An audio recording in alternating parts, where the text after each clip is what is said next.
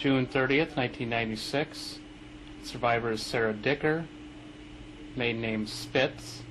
The interviewer is Jeffrey Douglas Reynolds. We're conducting the interview in Southfield, Michigan, United States of America, in English. My name is Jeffrey Douglas Reynolds. Today's date is June 30th, 1996. I'm conducting an interview with survivor Sarah Dicker.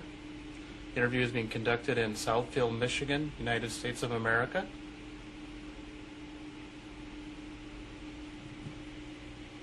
May I have your name and spelling, please? Sarah, S-A-R-A, last name D-I-C-K-E-R.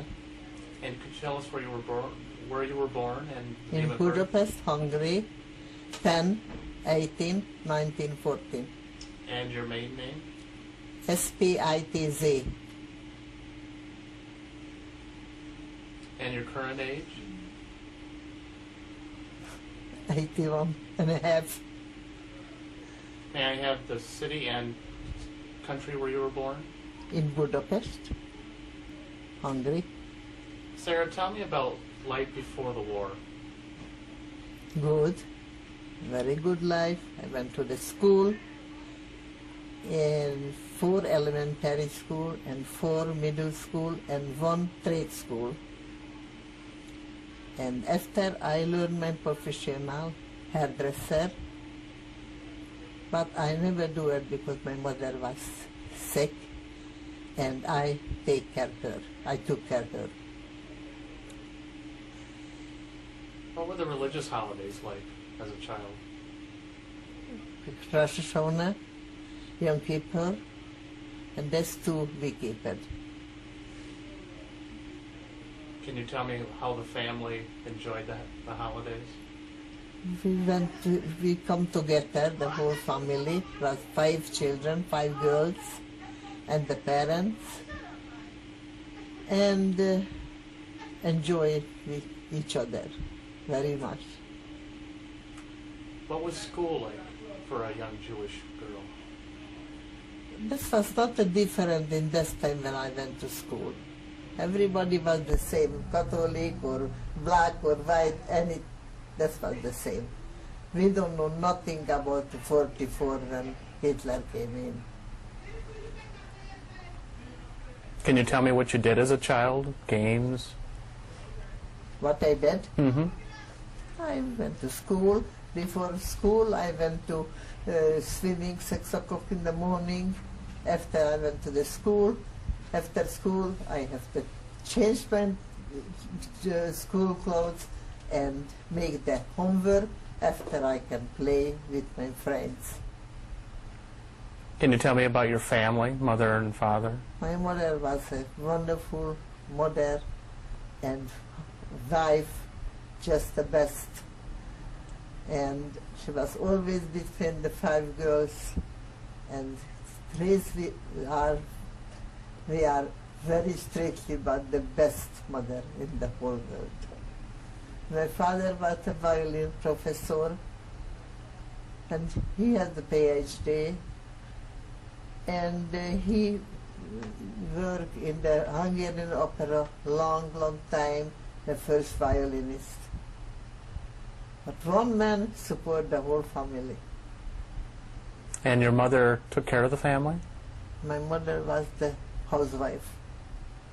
Can you tell me about your siblings? My oldest daughter, my oldest sister, was a piano teacher. And the next was a hat maker. That was a big style in this time. And the next one was a seamstress. And the next children's seamstress, and I am. What were their names? Oldest was Boris, B-O-R-I-S, and next one is Irene, I don't have to spell it, and the next one is Claire, next one is Maria, and me.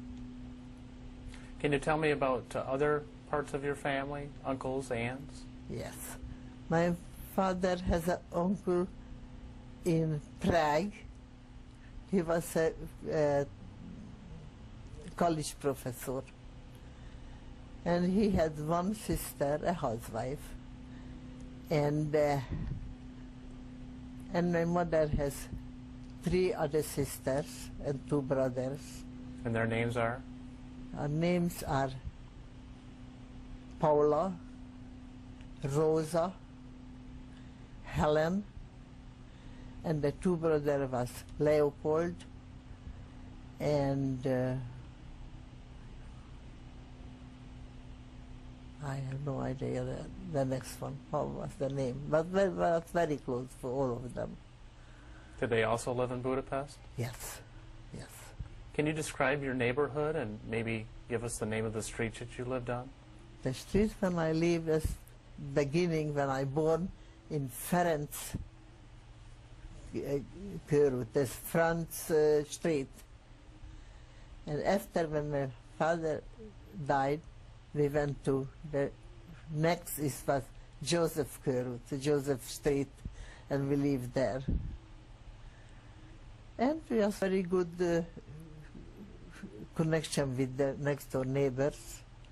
We never had problem. We don't go to the neighbors don't come in. But hi, how are you? And that's all. How did your father die? My father had a stroke, and 2 days he passed away. What was the neighborhood like that you lived in? Was it a city? I tell you, we live in a four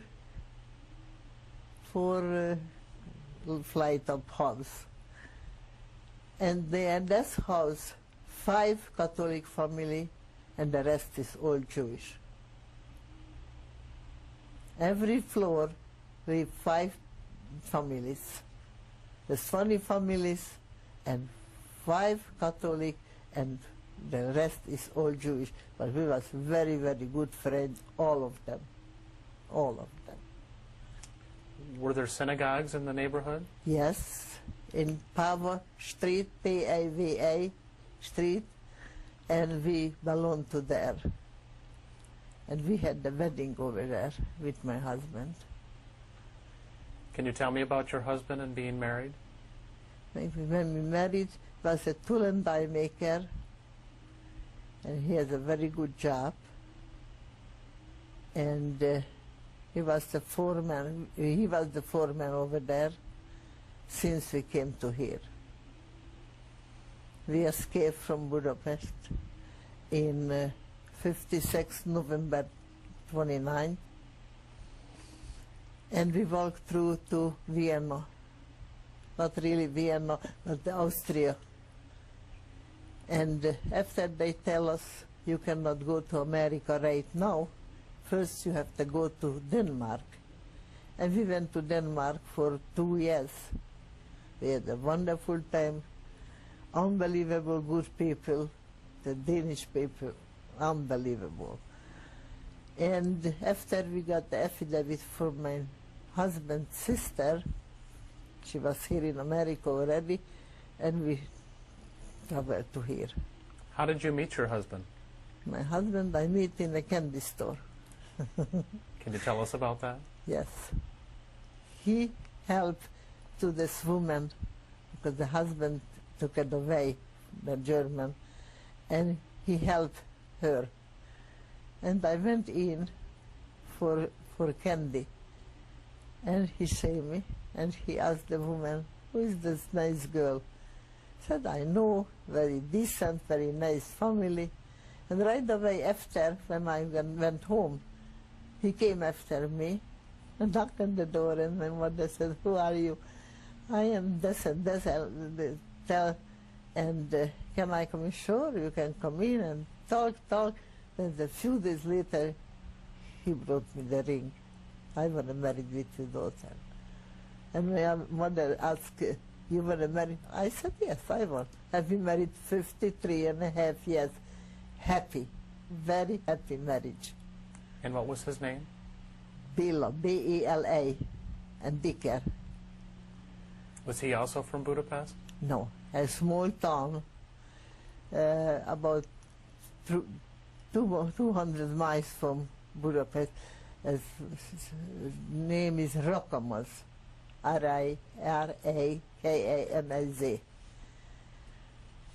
And the first months when we married, he took me home to the parents, introduced me.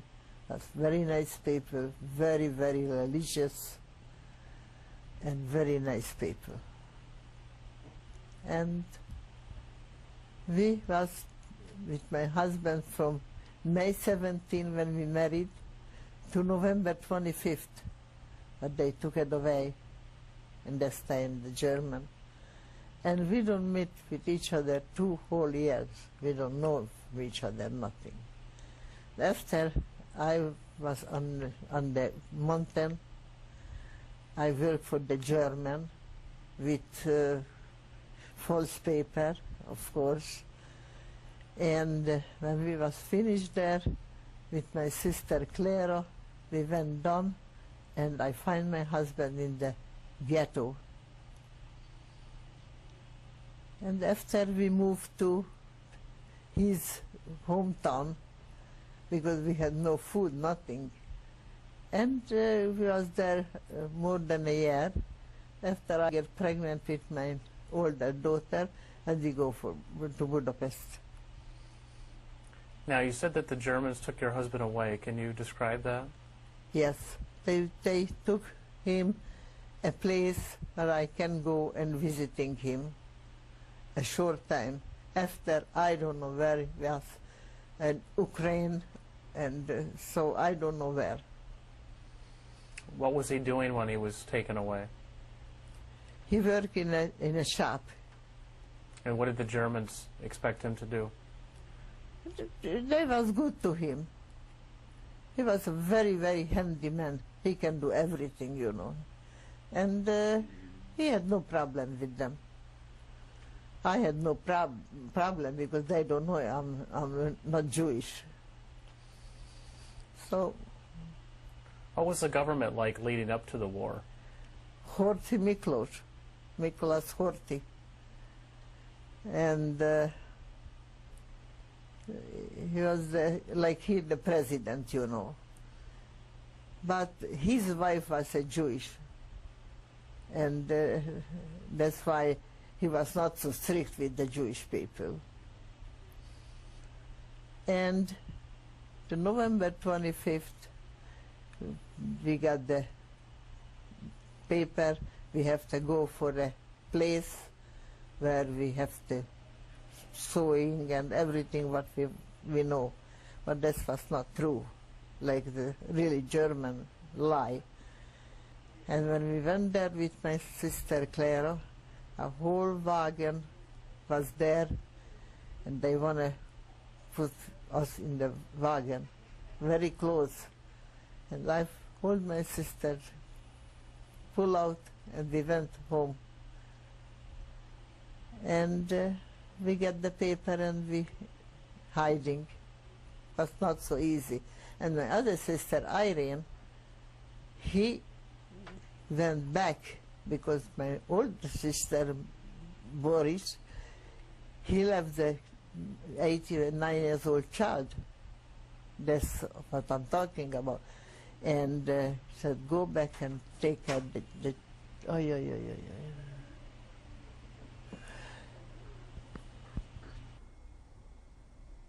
After they took your husband away, what did you do? I was with my mother, and I waiting for my husband, of course, but I get the letter from him, because we had no telephone in Budapest in this time. And I got the letter, here and here we can meet. And I went. It's a small town, very close to Budapest. I went with not a train, but a small, you know, just a local train. Mm-hmm. And I went to him and take some food. And was talking about an hour, and I have to come back. And after, when we was meet after the war,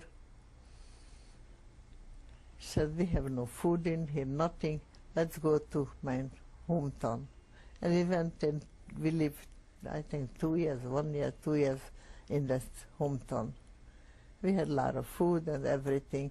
I took with me this boy, this John, the conductor. And we had a good time. And when I was pregnant with my daughter, we came to Budapest back. And we lived with my sister Clara. When did you know things were getting bad with the Germans? Bad? I have not a bad impression from the Germans. I mean, especially, they don't know I'm Jewish. We had the chef. He gave the food for us, everything but the nice and the good. But otherwise it was no good, just if they know I'm Jewish, kill. And we had a good time. But of course not the same when I'm free. I wasn't free. Of course not. It was not so easy. And we had no train, nothing. We walked down to another town, but it was close to Budapest. And we had no choice. We walked to Budapest. We had no train, we had no streetcar, nothing. And we walked. We went from Buda to Pest on the ice on the Danube. We went to, it was start to a little bit melting the ice, but we have to do it. When we went through, was the Russian. The Russian said, no, we're going to work. I don't think so. I was in my mind, no way. I said, I lie. Sometimes you have to lie. I said, I'm pregnant, and my sister just came out from the hospital, which was true, and I have to take care of her. And it was who explained the language and tell to the Russian, let them go. That's what I want. I hold her hand and we walk, and I find my husband in the ghetto. Can you tell us about the ghetto? Well, we live 2, 3, 4, 5, 6 people in a 2-bedroom place. And 9 to 11 we can go out shopping or something we have to take care. But it was not a safety. You never know, you come back. But we came back, we went shopping. And we have to wear the yellow star on the left side. And otherwise we can do nothing in this house because it's absolutely nothing. Just us with each other. My mother, my aunt, my older daughter, before. But we went in I don't know which month, but we went to the ghetto, not really in the ghetto, and we want to take up to the mountain my mother and my sister.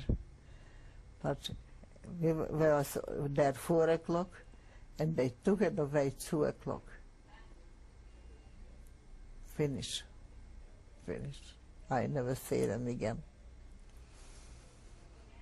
So it's a very sad story. And if I don't sleep in the night, I cry a lot. That was the best family, close family, the best everything. But I was not only me, a lot of people, and that's not enough for me. Everybody has a pain, own pain. And my husband went to work when we came back from Budapest, and I was with my mother Well, after my daughter born, I'm not working. My husband make a good money, was a tool and die maker. He learned as professional for 3 years. And we had a good life. We had an excellent marriage, the best. What was some of the things that the government in the ghetto made you do? Did you have a job? We can go just 9 to 11 out. No job, no such a job. And did they give you food? Yeah, we can buy the food. Everybody has a little money, you know, and we buy the food. They don't give nothing. Did anyone try to ever escape from the ghetto? Yeah, when I went out at 9 to 11, they don't came back. But someplace they catch her or him. So it's a big risk. Did you ever notice people leaving the ghetto and not coming back? No. Did the Germans ever come in and take groups of people from the ghetto? No. Just came in November and took it away. Everybody has to go down. We live in the second floor. Everybody has to go down and let's go. I never see them again. Did people? My mother was 70 years old, and they took her to Győr, that's a Hungarian big town, Győr. And they sent the paper back, what they find, and we went for her funeral. It was after the war. We went, my sister and my husband. And my husband don't let me say, but he remember my mother. Lara, young woman, had pregnant and died. And the child in the stomach. So. What was war like in Hungary during the war? Terrible. We went to the basement, and boom, boom, boom, that's all what we heard. But in 56 was the revolution when we came out from Budapest. This was the third war. Terrible. But I went out the street, my husband and my, wait a minute. Yeah, my daughter, she was a small child. I sent them to the basement and don't come out. I said to my husband, stay there. And I went, I buy butter and potatoes and bread, everything, long line.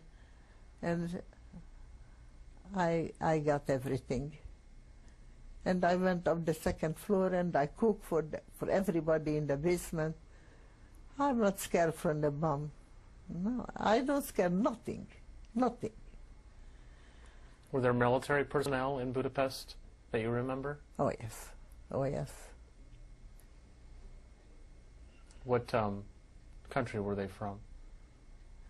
Germany, but they don't do nothing, just walk in the street. And the Hungarian service people. When the ghetto was evacuated, can you tell me what they did with the people? Where did they go? When it was finished, everybody went to the family. Everybody, if somebody find the family. I find my husband, the other find the children, or, you know, but it was free. We enjoyed the freedom. We don't believe once we get the freedom. It was a very hard time. You know, a lot of people don't believe this happened, but this happened. When did your family leave you permanently? Leave me? Mm-hmm. For where? Were they taken away when you went to the mountain? Yeah, we went with my sister. Mm-hmm. Where did your family go? And they stay in the ghetto. My mother and my older sister and her husband. And after they took it away. He left this child alone in the place. And where did they go? I don't know. It must be Ravensbrück and Auschwitz. Yeah. Did you see them taken away? No. That's better. Otherwise, I'm not leave. Now, your sister and you escaped. Can you tell us about that? How I escaped? We had a friend, and he has false paper, and he worked for the German. And he hired us with my sister, Clara, and sent to this mountain. He said, this is the safest place I ever know. And that was really safe. And the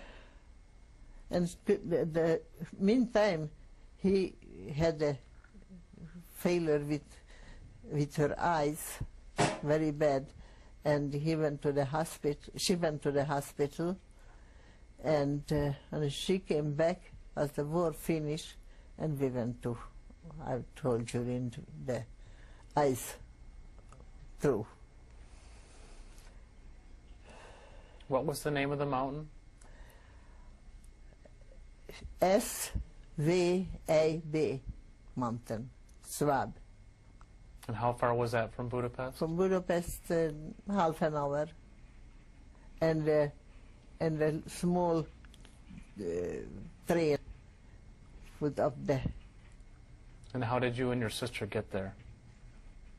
We went up with this little train, but we came back, we walked. Nothing, because the German bombed out everything. And we walked through. Lara died German, and we came through. You know, I cannot explain how I went through with this. It's unbelievable, you know, but that's true. When you were in the mountain, what did you do? In the kitchen we work, we cook and wash the dishes. That's not bad. That was a good job. After we don't do nothing. And afternoon. What was your name when you worked there? That's a Luftwaffe Nazareth. That's a German, like a sanatorium. You know, after when somebody was sick, after they put there for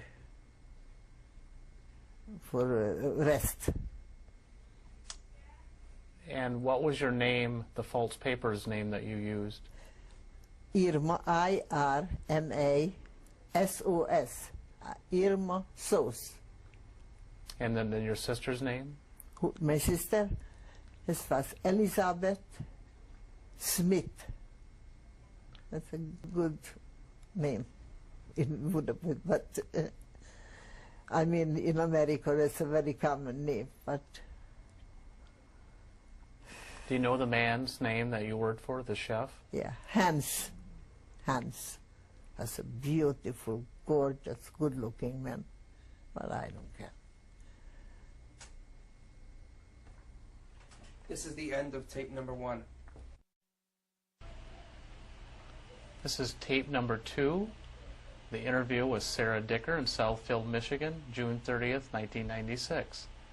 Sarah, can you tell us what it was like to portray a Catholic girl in the mountain sanitarium? Yeah, we work in the kitchen with my sister, Clara, and a lot of people came in. The Jewish boys bring coal and wood, because we heat with this. Not even heat, just cook in this time. You don't believe, because you have American men and you don't believe. I mean, you cannot imagine. And we put a lot of food for these people, put in that package, everything for these Jewish guys. And they like to be come to here because I always get the good food. After we have to clean the rooms, their rooms, and make a warm in a small, I don't know what called this, you know, just we put wood and coal, let's make the warm, and no central air. And after when we finish, we can do what we want. This was the middle of the winter, but I never say snow much like this. We walk to here to the snow. And my nephew, this young boy, he has no shoes on the feet, but we had money, but we cannot go to buy. But thank God he had not even a cold. But under the sole was a big, big hole and through. But thank God he survived too with us. And when we went down, we sent him a private music school, and he got the diploma there. At the meantime, he went to Brussels, and after in Paris. In Paris, he knows the Yehudi Menuhin is there, and he sent a letter to the secretary and described, I am this and this, and I had no violin in here because I can go through from Budapest to here. And the Yehudi Menuhin give the chance for him, and he said, I give you a violin. You don't have to play if you don't want, but I want to say how you hold this violin. After he said, this, you can have it. And he gave to him a violin. And this take with him for the whole life. Yeah, and this time was 2 years in Denmark. He came to Denmark and he was with us, and he went to make a concert in Denmark and Oslo and Sweden, and start to build up his professional. And now he is a very famous conductor in Europe, all over, in Australia and Israel and all over. But if he goes to Israel, he don't take out a penny from Israel. No, nothing. It's funny, you know, because both his wife is a Catholic. But she's still Catholic and he's still Jewish. That's not a question between these two. And he has 2 sons, and one is in London an actor, and the other one has a gas station in San Francisco. 2 nice boys. I meet both of them because we was 2 years in my younger daughter graduation present was we went to London for 2 weeks, and this was a present for her, graduation present, and we meet for both of the boys and his first wife. They are very good friends, always was good friends, but they don't understand each other. What were the men like in the sanitarium when you worked there? And we work. Were they all German? Oh yes, oh yes. And one said to me, I know you look like a Jewish. I said, what's this Jewish? I don't know. Oh yes, you know you are Jewish, but you don't have to say no. I know you are, but I don't bother you. Don't worry. Did that scare you? Yeah, it scared me, but I don't scare. You know, we had one thing: or I die, or I escape. And I'm here. Did they ever suspect your sister? Well, yes, we are, but that's it. Very valuable, very, very nice woman. Was it hard for you to portray a Christian and not to practice? No, No. no. I don't practice Jewish, I don't practice Catholic. No, absolutely no. Now, when did you leave the sanitarium? What caused you to leave? When was the war finished? I think it was beginning of February. Yeah, yeah. How did you know that the war had come to an end? Well, we had the newspaper came to the house, and the radio said, and the Russian people came in, and we know. When did you find out that your parents and brother, or your mother and sisters might have gone to the death camps? Because I got the letter back from my sister, and she wrote me, please, only you take care of my boy. Because I always was around this little boy, and that only you take care. And I keep the word, we take care of him very well. He's appreciated. He don't forget. He called me Mom. I said, I love you so much. I love him exactly like my own children. That's the same. Because he needs more love than my children. Very sad. He had a concert in Budapest, and he was playing beautiful. At first was a violinist, and when he was finished, he came to me, hugged me. I said, I say that you my mother, and that's why I play so nice. He's very nice, a really gentleman, good-looking guy. Yeah. When did you leave the sanitarium after the war? In February, when was the war finished? We have to walk down with my sister, and that was the whole. Did the Germans leave with you? They lived before. I lived before because the Russians came. The German was not there this time. How did the Russians treat the people at the... Not bad. I tell you what, was a two-bedroom, and the first room, a woman lived, a Russian woman with her child. And when came the Russian in, and one do some bad thing, she said, go someplace else. I am a Russian woman. I don't want to shame myself because you are Russian. And he went away. I was very lucky. We was very, very lucky. Otherwise, 80 years old woman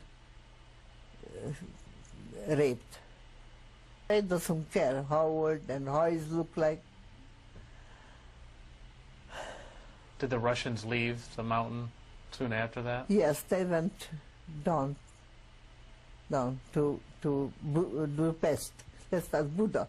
And there was 8 bridge, but all was bombed out. There was no bridge this time. Now everything is ready. I was back with my dear husband about 7 times, and my 2 sisters was there and visiting. And last time we was in 1986. He was 2 weeks in Germany, a very good friend, and after with the Orient Express he went to Budapest to my sister 4 weeks, but she was very sick this time, and we went back to Germany for 2 days, and we came back, and we got the kidney failure when was the Chernobyl atom reactor bomb. When you left the mountain with your sister, what did you do after that with her? After I don't do nothing, because I was pregnant with my older daughter, and in this time in Hungary, the woman doesn't work when expecting a child. Not like here. The last minute, I was in my sister-in-law's restaurant, and the last 1 hour I washed the dishes, and after I went to the hospital. Now, when did you meet your husband again? I meet with my husband in the candy store. No, when did you meet him after the war? Oh, after the war in the ghetto. And we was very happy with each other, of course. Very few couple find to each other, you know. Very few couple. But was lucky and we meet. Were there a lot of people that returned to the ghetto after the war? Went out. A lot of your friends and Yes, everybody went out. Didn't- Nobody want to remember that place. where did your husband and you go after that? After we went to the small town in his small town where he used to came, and he had a good time. He worked there, and I don't do nothing. Play card, but I like it. What countries and cities did you travel to after leaving his small hometown? In Hungary, Mm-hmm. we went to Győr. That's a big city, and not too much. In Europe, I was a lot of places. I was in Paris, in London, in Switzerland, Germany. You know, that's an experience. How many countries you have the experience different? What did you do between the time you met up with your husband, went to the hometown, and then emigrated to America? What countries did you? He was working, and not really. He worked, and right after the work, the next day he don't want to work. We escaped. Now, you talked about some problems in Hungary after the war, and then you left. Yeah. Can you talk about that? Yeah. Yeah. After, you know, after Hitler, we had a lot of problem because we are Jewish. A lot of problem. But so far I escape everything. I survive everything. I am a really survivor. Why did you leave Hungary with your husband and daughter? Because he had two sisters in here, America, and they sent a letter and called to us. Please come over, you have everything in here. And we went, and she sent the affidavit, and we had a absolute beautiful, nice apartment. The refrigerator was full with good food, everything. What year did you emigrate to America? In 1956 was a big revolution in Budapest.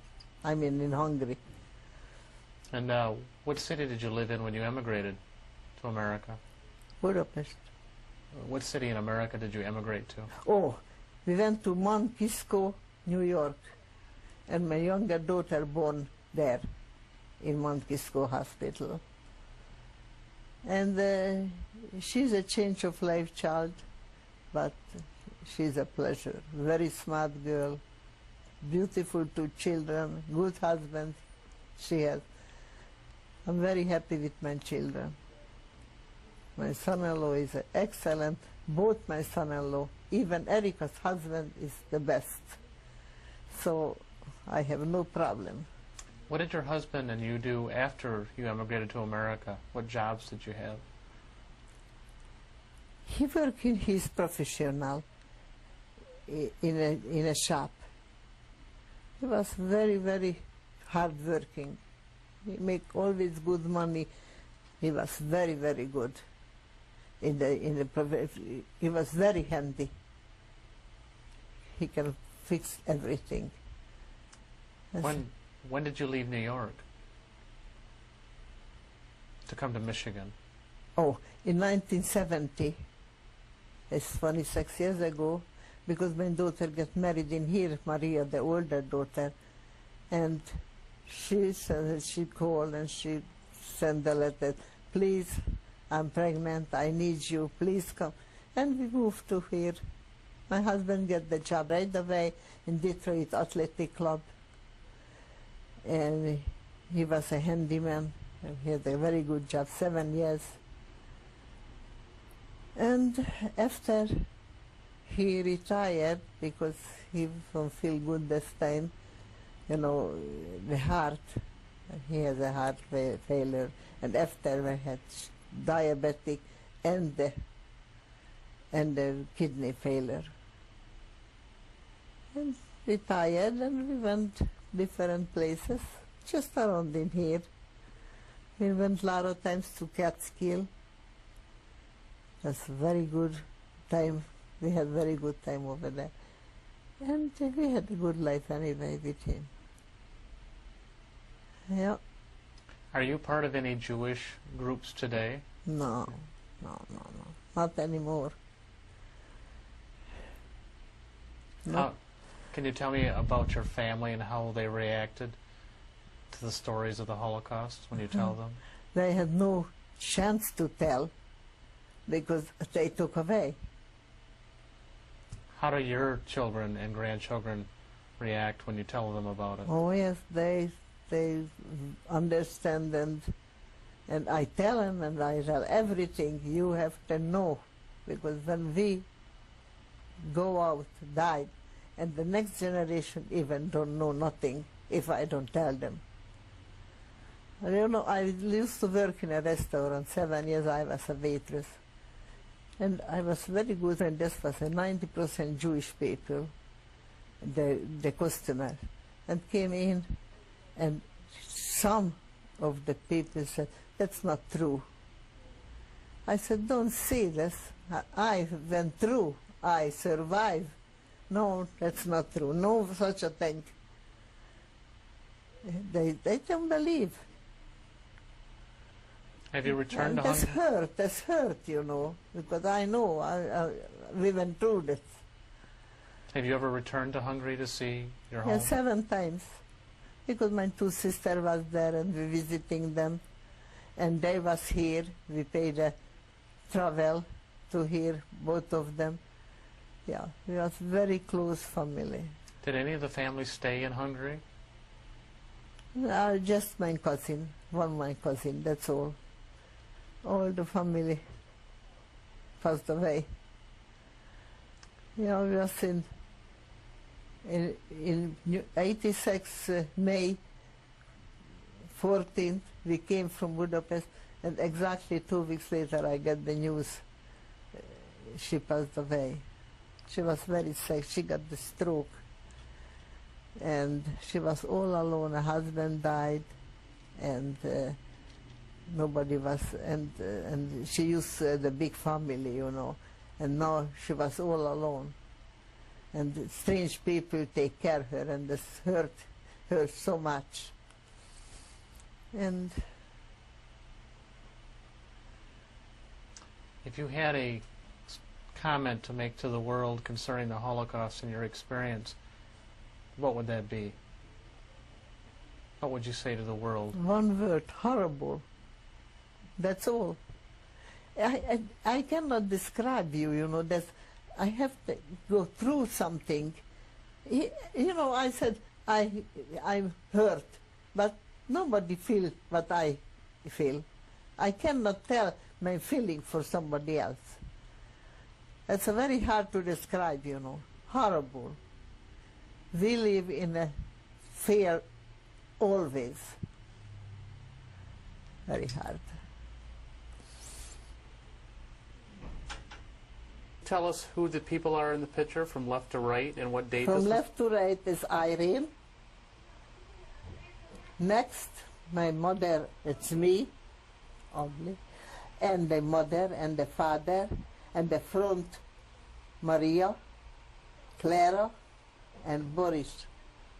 And what year was that taken? Approximately? Maris and Boris, the husband is not on because she was not married. They took it away. Do you know what date that picture might have been taken? Yeah, in 32. 1932? 32 in summer. That's a resort place every summer. The family with the, so with the parents and the children. Not my father, he just came on the weekend because he was working. Sarah, can you describe this picture, please? That's my dear husband, Bela Dicker, and when he was 20 years old. And I save it, and thank God I find it. That's mean to me a lot.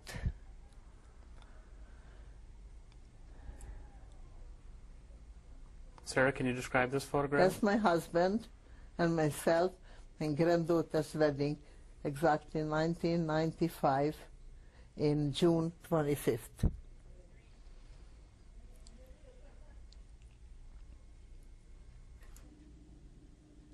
Sarah, would you like to introduce your family? Yes, I would like to. First, my older daughter, Maria Holzer, and I love her all my heart, of course. And next, Kathy Schechter, who I love the same heart. And after, Erika Lasky, who is my firstborn grandchild, and I love her very, very much. And next, Sander. He's my grandson. I love him all my heart, everything goes in the heart.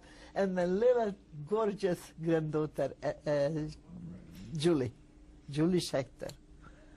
And I love all of them, and they are very, very good to me.